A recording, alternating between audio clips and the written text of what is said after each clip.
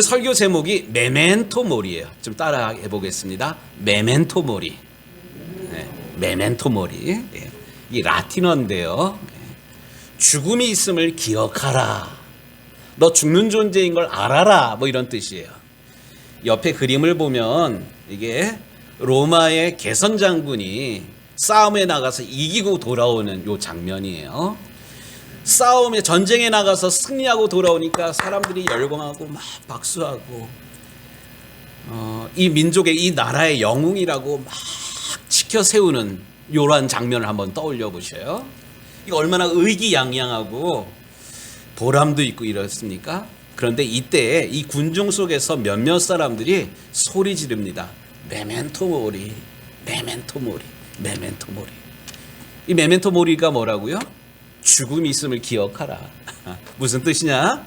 지금은 너가 전쟁에서 승리하고 개선장군으로 돌아오지만 우쭐대고 있지만 너 또한 죽을 수밖에 없는 존재임을 잊지 마라. 이런 의미예요. 여러분들, 죽음이 우리 가까이에 있는 건 여러분들 인정하셔요? 네. 근데 이거 잘 안 돼요. 다음 그림 좀 하나 보겠습니다. 엘리자베스 퀴블러라는 정신 심리학자가 있어요. 근데 이분이 죽음에 대한 연구를 그 의사 선생님들 가운데 가장 먼저 한 분이거든요. 퀴블러스예요. 엘리자베스 퀴블러스. 근데 이분이 아주 중요한 연구를 하셨어요. 그게 뭐냐면 죽음이 딱 마주쳐 올 때, 죽음이 딱 다가올 때 감사합니다 이러고 죽는 사람이 아무도 없다 그래요. 심리적으로 5개의 단계를 거친다 그래요. 부정, 분노, 타협, 절망, 수용. 부정이 뭐예요? 이거 아니야. 병원에 갔는데 몸에 이상이 있다 그래요.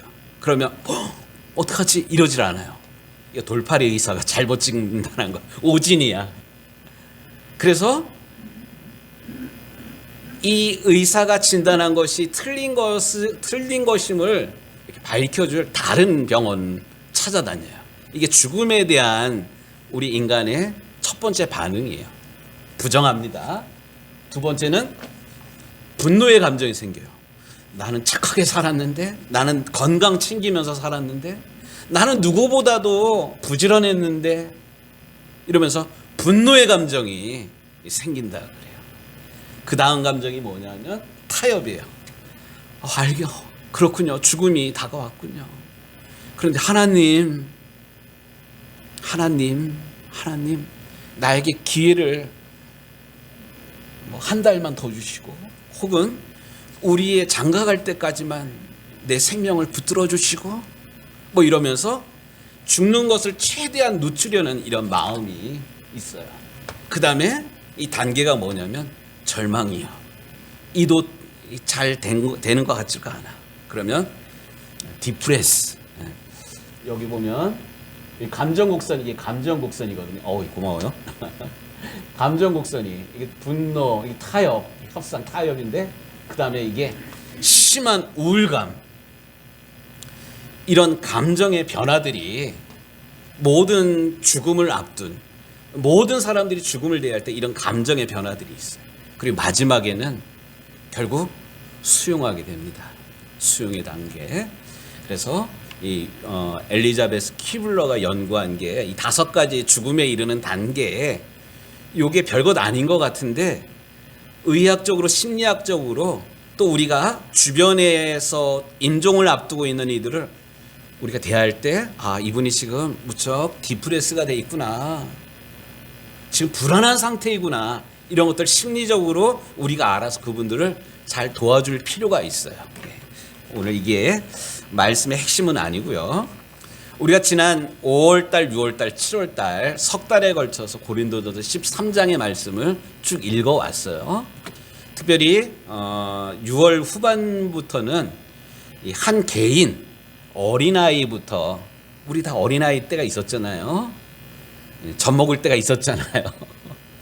또 아장아장 걸을 때가 있었고, 또 국민학교, 초등학교 취업통지서 나왔다고 좋아가지고 저도 가방 메고 막 다니고 막 여기 수건 이렇게.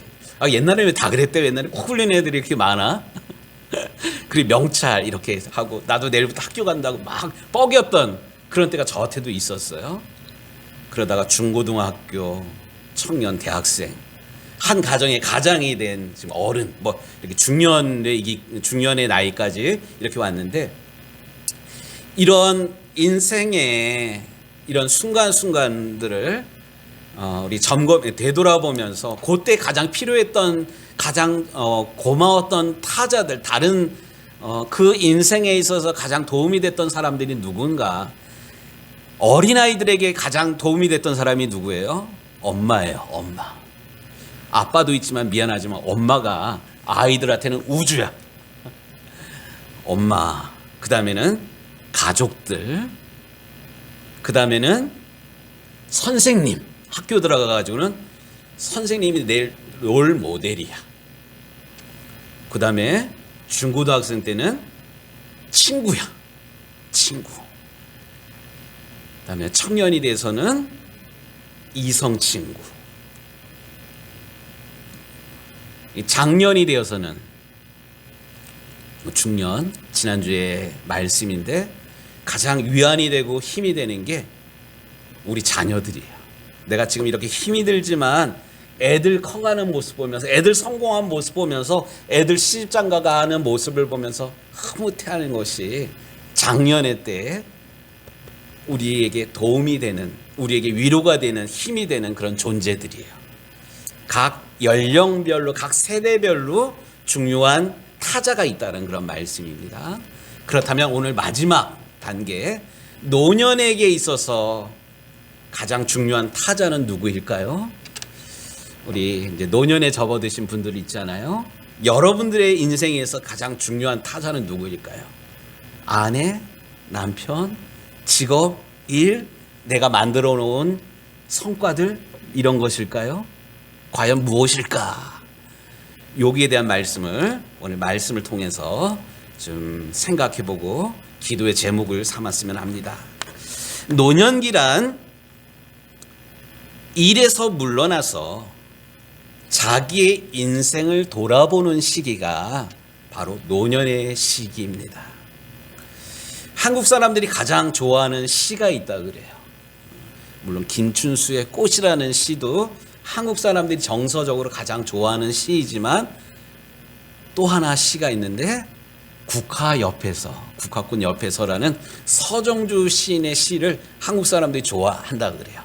여러분들도 들어보셨던 시일 겁니다. 한 송이 국화꽃을 피우기 위해 봄부터 소쩍새는 그렇게 울었나 보다.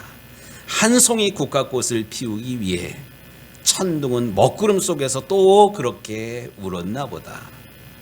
그립고 아쉬움에 가슴 조이던 먼 젊음의 뒤안길에서 이제는 돌아와 거울 앞에 선 내 누님같이 생긴 꽃이여.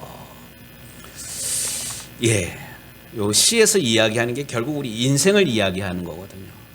우리가 이렇게 열심히 땀 흘려 달려온 그런 이유가 이 노년에 이르기 위해서.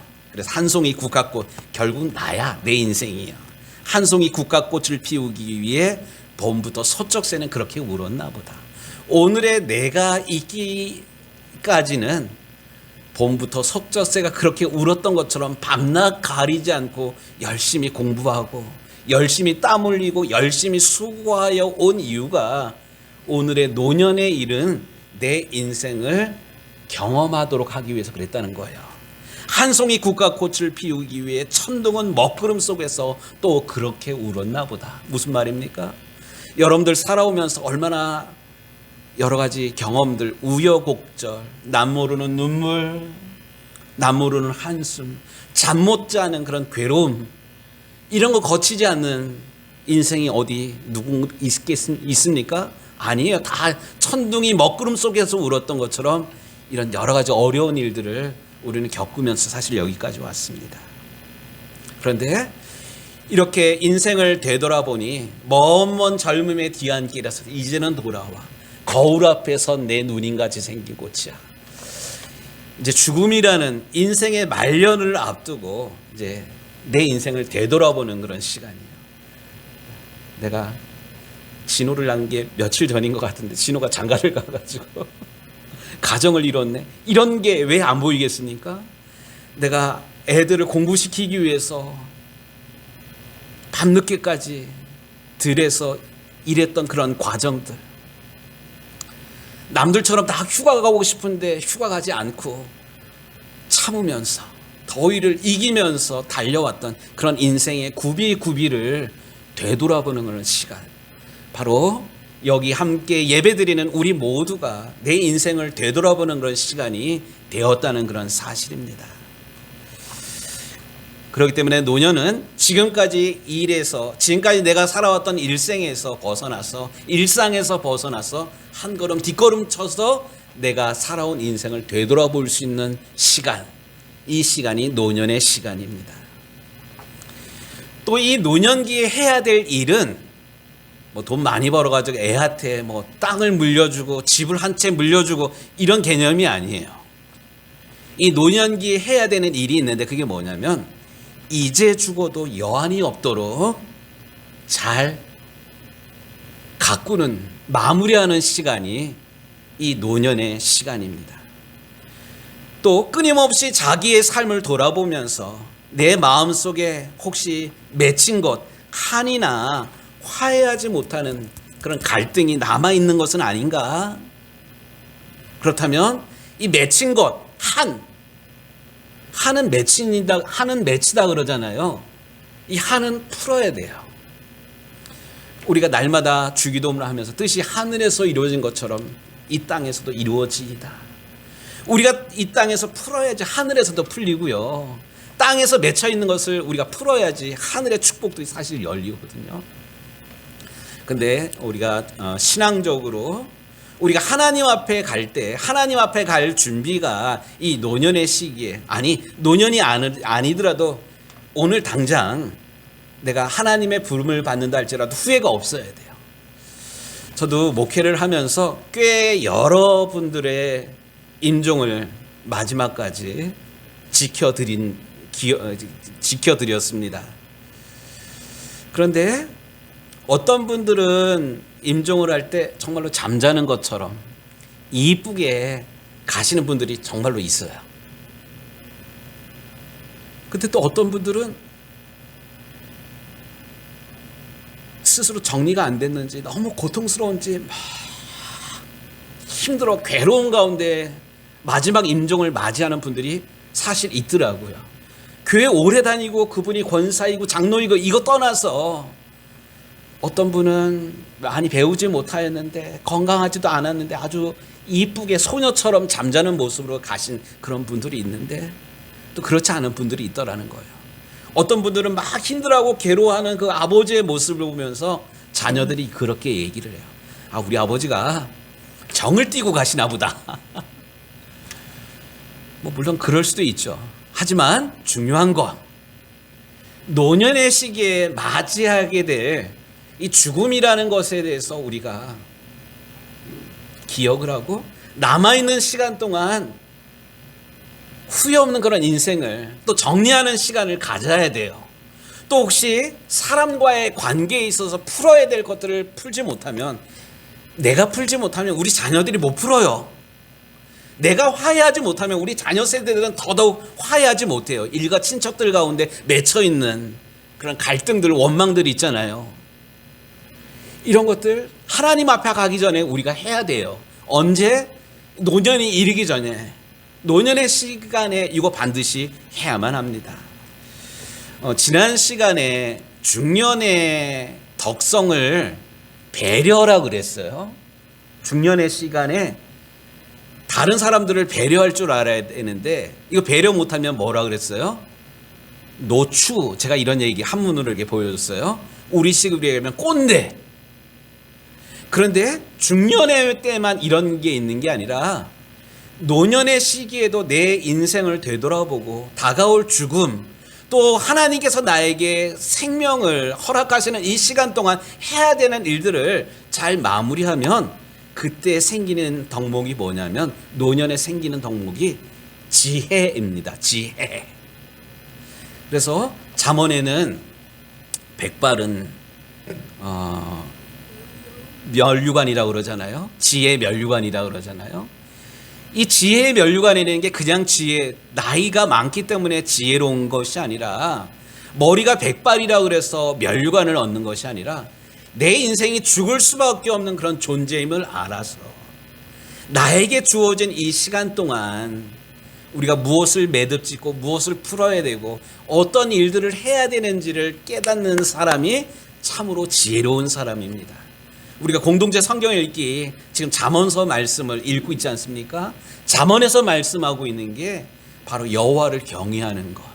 우리 인생이 그냥 이 세상에 왔다가 이습처럼 사라지는 인생이 아니라, 하나님께서 우리를 이 세상에 보내셨고 우리를 통해서 하나님 영광 받으셨고, 마지막에 우리가 하나님 앞에 부름받았을 때 하나님 앞에 가서 우리가 어떠한 대답을, 어떠한 모습으로 하나님 앞에 서게 될 줄을 아는 것, 이게 참으로 지혜로운 사람입니다.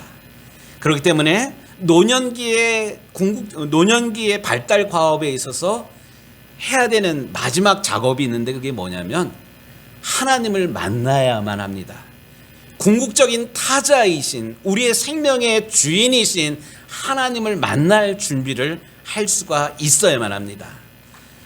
우리 인생은 하나님을 만나야지만 내가 지금까지 살아온 인생의 의미를 바로 깨달을 수가 있습니다. 창세기 45장에 보면 요셉의 이야기가 나와요. 요셉처럼 한많은 인생을 산 사람이 어디 있습니까? 태어나가지고 얼마 되지 않았을 때 엄마가 돌아가셨어. 편부야, 편부. 또 엄마는 돌아가셨는데 큰 엄마들이 여럿이야. 작은 엄마들이 여럿이고. 또 형제들은 그렇게 많아. 9명, 10명이에요. 유독 아버지가 어린 나이에 엄마를 잃은 요셉을 특별히 이뻐하니까 형들이 시기해가지고 요셉을 죽이려고 그럽니다. 죽이질 않고 다행히 팔아요. 애굽의 상인들의 손에 팔려진 요셉. 불안한 그런 미래, 어떻게 될지 모르는 그런 상황인데 하나님께서 요셉과 함께 하심으로 요셉이 보디발 장군의 집에 노예로 들어가잖아요. 거기서도 하나님의 은혜로 정말 하나님을 경외하는 마음으로 맡겨진 일 잘하였을 때 하나님께서 보디발의 마음을 감동시켜서 그 보디발 장군 집에 총무일을 맡기잖아요. 근데 총무일을 열심히 했는데 잘 먹고 잘 살았다가 아니라 이 보디발의 아내의 유혹을 뿌리쳤다가 미움을 사가지고 감옥에 갇히게 되고 억울하게 옥살이 하게 되고, 또 옥살이 하는 가운데도 그럼에도 불구하고 하나님 경외하는 마음 가지고 있었을 때 지혜를 주셔서 꿈을 해석하게 하고, 꿈을 잘 풀어줬는데 풀려날 줄 알았는데 그러질 않고, 그러니까 요셉의 인생을 보면 계속 춤을 추고 있어요. 고난의 연속이에요. 그럼에도 불구하고 요셉은 지금까지 풀지 못하였던 자기 인생의 의미를 훗날 창세기 45장에 깨닫게 됩니다. 창세기 45장은 애굽 나라로 가뭄의 굶주림을 피해가지고 열 형들이 쌀을 구하러 와서 형들을 대면하는 그런 대목입니다. 근데 요셉이 이런 이야기를 해요. 당신들이 나를 이곳에 팔았다고 해서 근심하지 마소서. 한탄하지 마소서. 하나님이 생명을 구원하시려고 나를 당신들보다 먼저 보내셨나이다. 요셉이 자기의 굽이굽이 굴곡진 인생을 하나님의 관점에서, 아니 요셉은 평생 하나님을 붙들고 하나님 믿음으로 살아왔기 때문에 하나님을 모르는 형들에게, 자기의 해코지한 형들을 향해서도 하나님이 내 인생을 여기까지 인도하셨습니다. 우리 가족을 살리기 위해서 하나님께서 먼저 나를 보내셨습니다. 이렇게 이야기하고 간증할 수가 있었습니다. 궁극적으로 하나님을 만났기 때문에, 하나님을 알았기 때문에, 하나님과 함께 살았기 때문에 자기 인생을 이렇게 해석할 수가 있었던 것입니다. 사랑하는 우리 유정계 식구들, 인생은 일생입니다. 한 번밖에 없는 것이 우리 인생입니다. 한 번 죽는 것은 사람에게 정한 것이요. 한 번밖에 없는 그런 인생이기 때문에 모든 인생은 많이 배웠다고 많이 가졌다고 사람들에게 뭐 존경받는다고 죽음을 경험하지 않는 게 아니라 모든 사람들이 메멘토 모리, 왕도 죽고 석학들도 죽고 모든 사람들이 죽었던 것처럼 나 또한 죽을 수밖에 없는 존재임을 깨닫는 지혜가 있게 되기를 주의 이름으로 축복합니다. 근데 우리의 인생이 죽음으로 끝나는 것이 아니라 한 번 죽는 것은 사람에게 정한 것이요 그 후에는 뭐가 있다고요? 심판이 있으리니. 모든 사람들이 싫어하고 모든 사람들이 거부하는 이 죽음의 문제, 현대 의학이 발달하고 과학이 발달하면서 죽음을, 질병을 정복할 수 있을 것 같아요. 연수도 아까도 얘기했지만 저희 할아버지 68세에 돌아가셨는데 호상이라고 요즘은 80, 90, 100세 아까 이 노래 100세도 안 죽으려고 그래요. 뭐 그럴 것 같아요. 120수를 누린다고 그래요 앞으로는. 그런데 120년을 살든 130년을 살든 모든 인생은 죽을 수밖에 없는 그런 인생입니다. 근데 죽음으로 끝나는 것이 아니라 죽음 이후에 하나님 앞에, 하나님 심판대 앞에 서는 날이 반드시 옴을 기억하는 이 아침 시간이 되기를 주의 이름으로 축복합니다. 신앙은 그런데 신비입니다. 우리 인간은 풀지 못하였던 이 죽음의 문제, 죄의 문제, 우리가 노력하고 힘쓰고 애써도 풀지 못하는 이 죽음의 문제, 죽음 이후에 있게 될 심판의 문제를 우리 스스로는 풀지 못하지만 하나님은 그럼에도 불구하고 우리를 사랑하셔서 우리가 가장 두려워하는 죽음과 심판의 문제를 해결해 주셨습니다.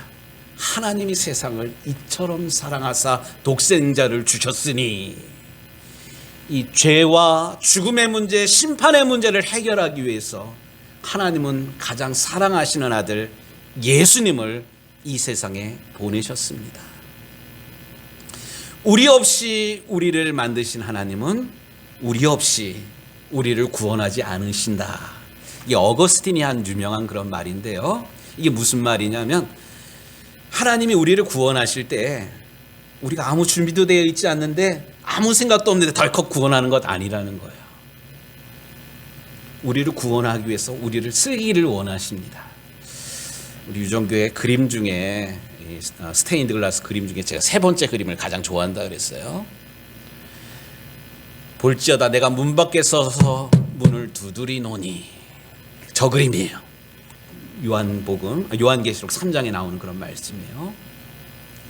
하나님께서 예수님을 이 세상에 우리를 구원하기 위해서 보내셔서 우리를 위해서 십자가 돌아가셨어요. 근데 돌아가신 거가 우리에게 구원이 아니라 우리의 마음 문을 두드리시는 예수님을 우리가 영접해야만 합니다.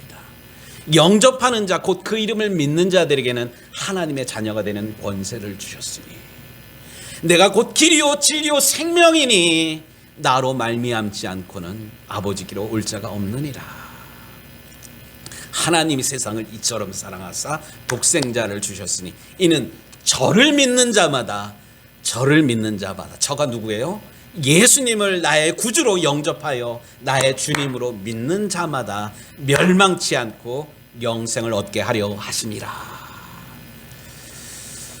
우리 하나님은 우리를 사랑하셔서 우리를 죄 때문에 죄 짓고 그냥 죽는 그런 인생으로 버려두지 아니하시고 우리를 구원하셔서 영원한 하나님 나라에 영생하도록 새로운 삶을 살기를 원하셔서 예수님을 보내주셨어요. 우리가 그 예수님을 나의 구주, 주님으로 우리가 영접하면 우리가 이 땅에서의 죽음으로 끝나는 그런 인생, 먼지처럼 사라지는 인생이 아니라 지금 이후로 주 안에서 자는 자들은 복이 있다. 주 안에서 죽는 자들은 복이 있다. 죽는 것을 죽는 것이라고 하지 아니하고 잔다라고 얘기를 합니다. 잔다라는 말은 뭐가 전제된 거예요? 다시 깬다는 게예요. 다시 일어난다는 거예요. 다시 부활한다는 거예요. 우리가 믿는 신앙, 우리의 죄를 예수님께서 대신 져주셨기 때문에 그분을 나의 주님, 나의 구주로 영접하면 우리의 모든 죄가 주홍빛같이 붉을지라도 눈과 같이 양털과 같이 희어질 것이라고 우리 하나님은 분명히 말씀하셨습니다.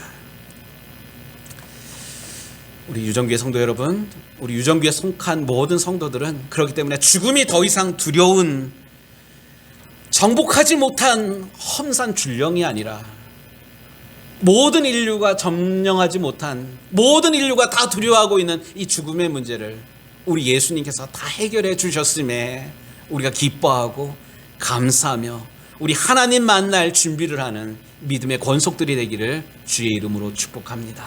그게 설령 오늘 밤이라 할지라도 우리 사랑하는 유정교회 식구들, 오늘 밤 이 세상을 떠난다면 여러분 천국 갈 준비가 다 있으시죠? 아멘. 왜요? 예수님을 나의 구주로, 주님으로 영접했기 때문에 그렇습니다. 그렇다면 이제 더 이상 우리는 죽음을 두려워할 필요는 없습니다. 오늘 우리가 읽은 고린도전서 13장 13절 말씀이 그거예요. 그런즉 믿음, 소망, 사랑, 이 세 가지는 항상 있을 것인데 믿음과 소망과 사랑은 우리에게 생명이 붙어있는 한 우리에게 늘 함께하는 덕목들이에요. 이 땅에서의 삶뿐만 아니라 영원한 하나님 나라의 삶을 살아갈 그 이유가 우리에게 믿음이 있기 때문에 그렇고요. 다시 저 천국에서 다시 만날 소망이 있기 때문에 그렇습니다. 근데 믿음과 소망은 알겠어요. 그렇다면 사랑은 무엇인가?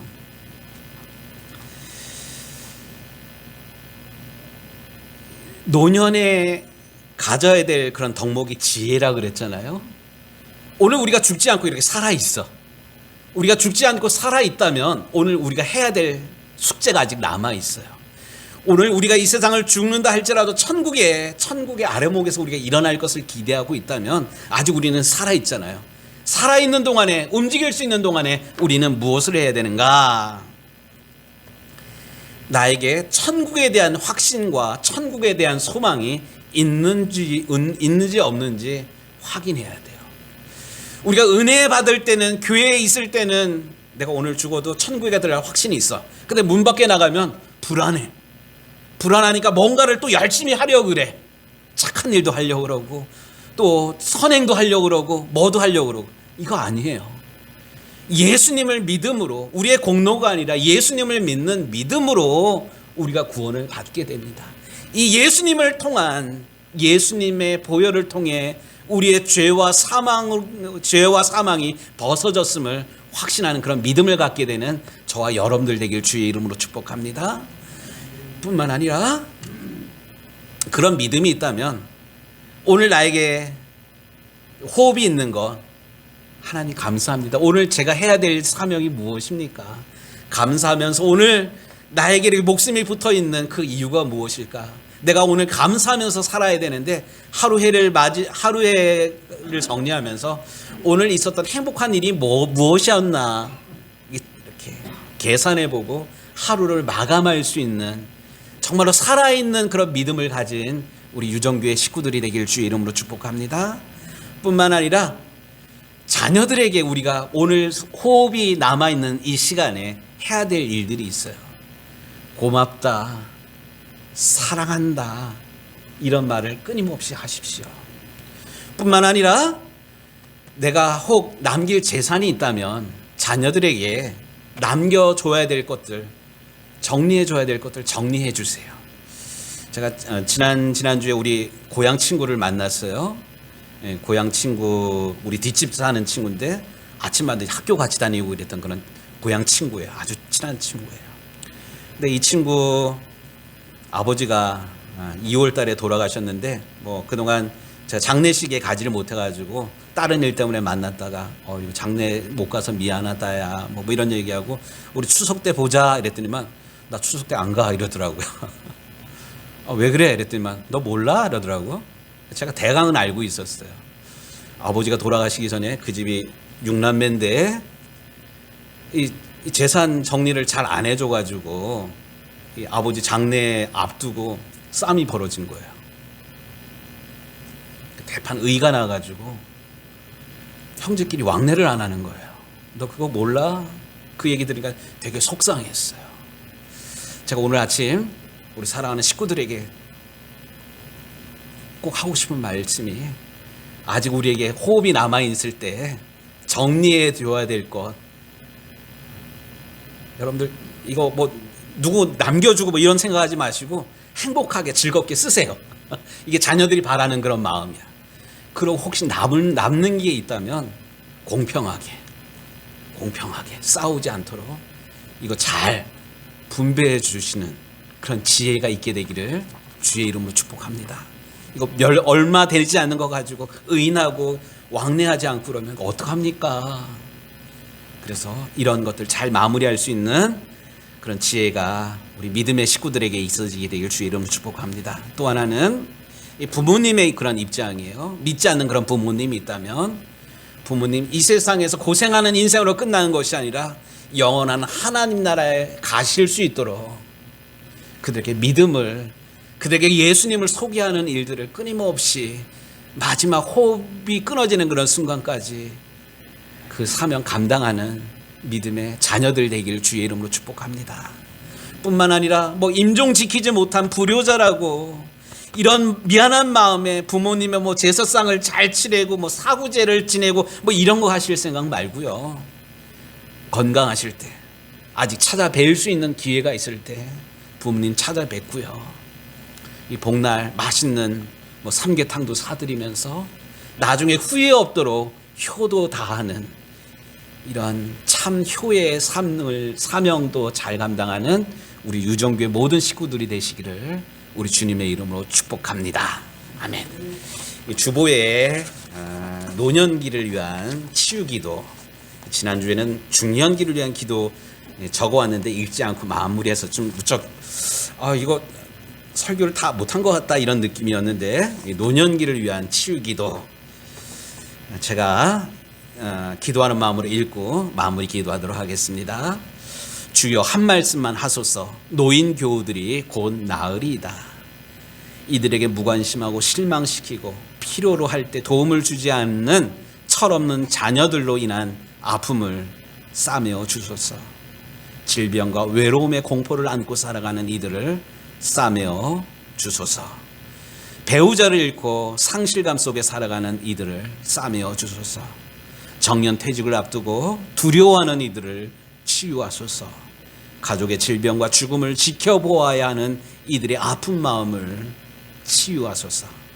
재산 상속으로 인해 생기는 갈등을 가진 이들을 치유하소서.